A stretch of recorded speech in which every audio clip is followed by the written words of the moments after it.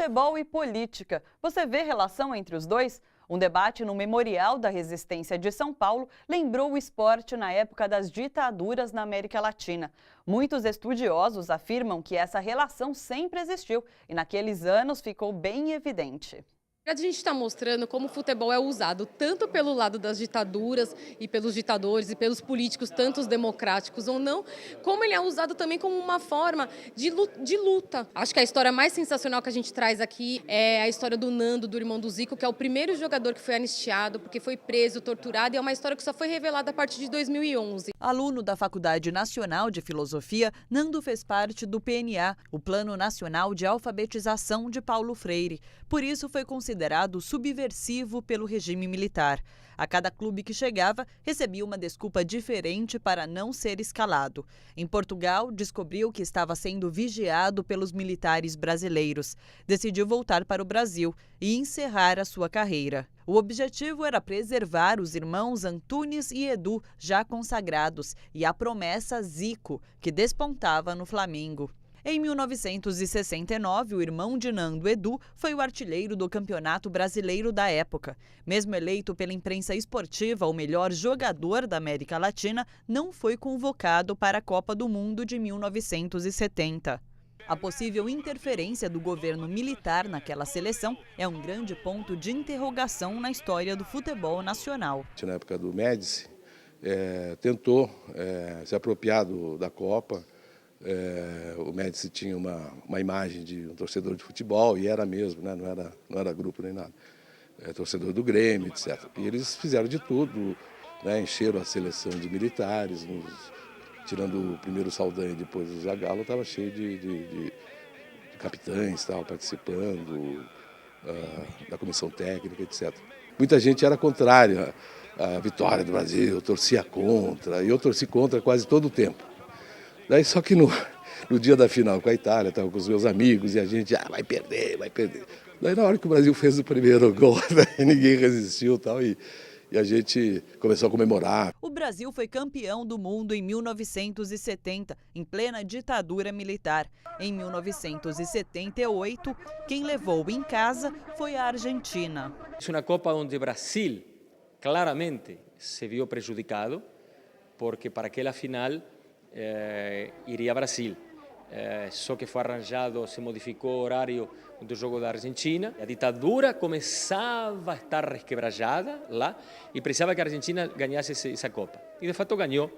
E o time prejudicado foi o Brasil, não houve outro prejudicado. Para a historiadora Lívia Gonçalves, a relação entre política e futebol vem desde o surgimento do esporte. Sempre foi relacionada à política, desde a invenção na Inglaterra, desde que chegou à América do Sul, tudo isso sempre foi, mas ao mesmo tempo também sempre houve essa tentativa de dizer que não, né? Que de certa forma dá uma liberdade para algumas práticas dentro do mundo do esporte, como corrupção, inclusive, tudo, ou algumas atitudes de jogadores e dirigentes, mas que na verdade sempre teve. Nunca, eu acho que não tem um caso que a gente possa dizer que não tem envolvimento de futebol e política. A mídia brasileira torce para o Brasil perder a Copa. Esta afirmação seria improvável no país do futebol se as evidências não estivessem bem na frente dos nossos olhos. Segundo o sociólogo e jornalista Laurindo Leal Filho, o Lalo, a relação entre os meios de comunicação e a Copa do Mundo é esquizofrênica. Ao mesmo tempo em que produzem reportagens negativas contra o governo federal, passam a mão na cabeça para agradar as grandes incorporadoras. Puro interesse político e econômico. Acompanhe a entrevista da repórter Michele Gomes. O jornalista Laurindo Lalo Leal Filho, mais conhecido como professor Lalo de Comunicação da USP, escreveu recentemente um artigo para a Revista do Brasil sobre a relação esquizofrênica entre mídia e Copa do Mundo. Bom, professor Lalo, como você vê essa relação entre a mídia e a Copa do Mundo no Brasil? Há uma campanha da mídia, além Copa, contra os governos populares do presidente Lula e agora da presidente Dilma. Isto é fato. Há alguns momentos em que a mídia aposta até numa derrota do Brasil, porque isso ajudaria a enfatizar e a incrementar esse sentimento negativo que poderia contaminar o processo eleitoral, favorecendo a oposição, já que a eleição é logo depois da Copa. Mas o negócio, como é que fica? Vão perder dinheiro se a Copa não der certo, se o Brasil for derrotado? Essa é a grande esquizofrenia.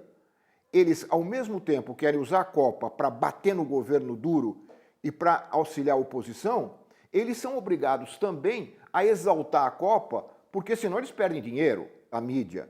Ela ataca o governo federal em função de eventuais atrasos que estejam ocorrendo, mas ela não ataca as empreiteiras que são as responsáveis pelas obras, Odebrecht, Camargo Correia, Galvão, enfim, obras empresas que são elas as responsáveis pelas obras, mas elas não podem ser atacadas porque elas são grandes anunciantes. O futebol acaba aparecendo quase que como um detalhe de toda uma cobertura muito maior que está sendo feita principalmente em torno dos problemas gerados pela Copa, ou que a mídia enfatiza como grandes problemas gerados pela Copa. Os atrasos nas construções, as dificuldades de transporte, o problema dos aeroportos, isso ganha uma dimensão muito maior do que o futebol em si. E eu acho que isso repercute no ânimo da população, que a gente pode perceber nas ruas, não está tão animada como em outras Copas. E a Copa, ela tem um lado positivo para as manifestações sociais, já que por conta da Copa os protestos ganham mais visibilidade? Eu acho que sim. Há alguns aspectos positivos, não todos, né?